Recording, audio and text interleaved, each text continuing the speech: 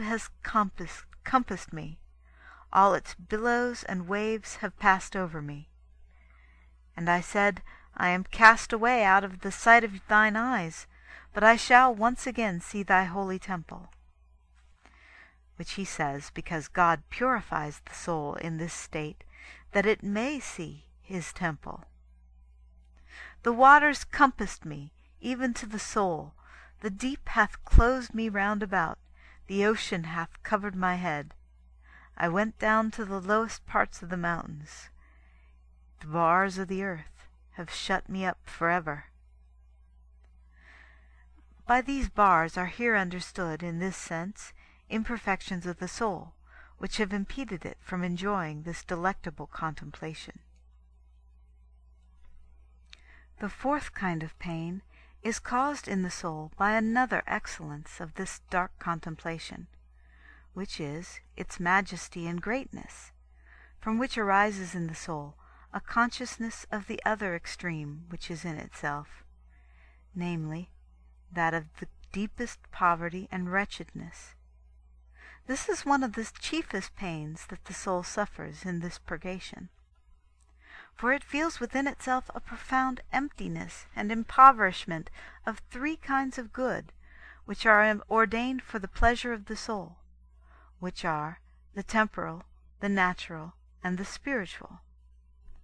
And the soul finds itself set in the midst of the evils contrary to these, namely, miseries of imperfection, dryness and emptiness of the apprehensions of the faculties, and abandonment of the spirit in darkness.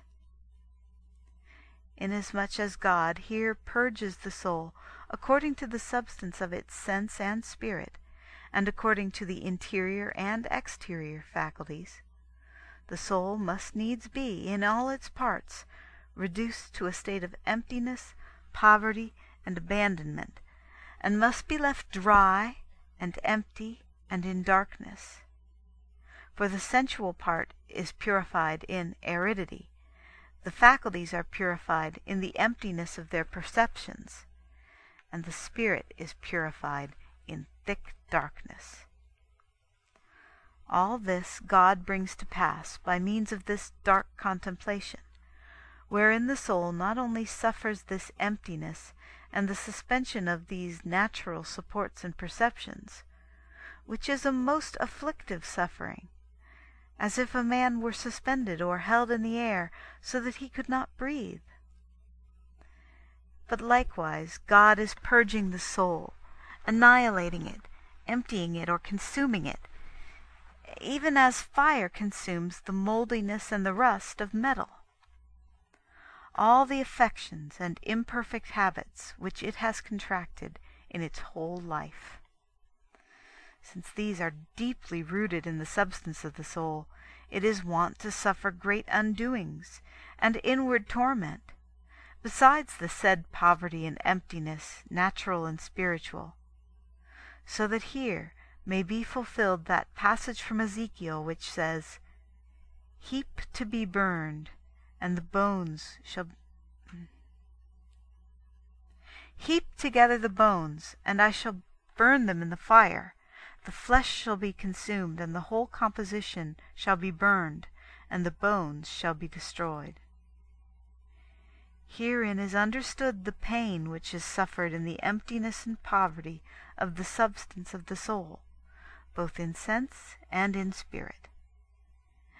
And concerning this, he then says, Set it also empty upon the coals, that its metal may become hot and molten, and its uncleanness may be destroyed within it, and its rust may be consumed. Herein is described the grave suffering which the soul here endures in the purgation of the fire of this contemplation.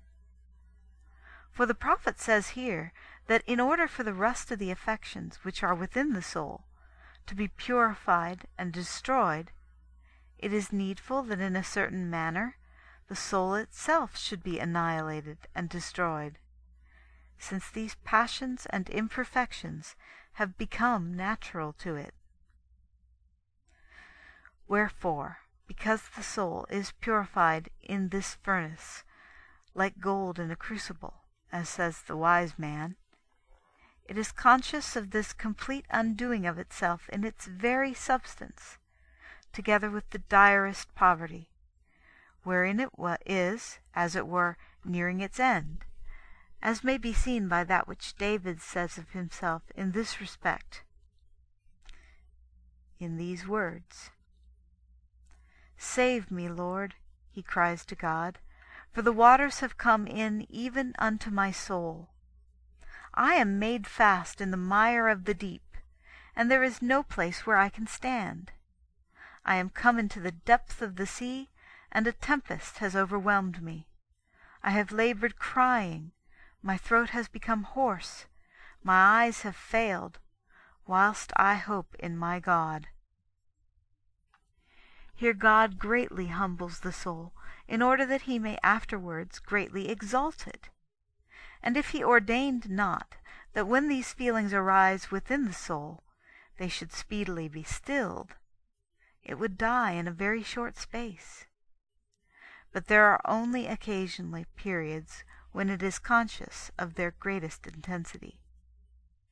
At times, however, they are so keen that the soul seems to be seeing hell and perdition opened.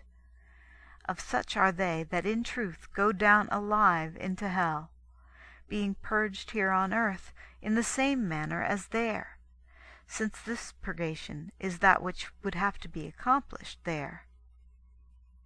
And thus the soul that passes through this either does not enter that place at all, or tarries there only for a short time.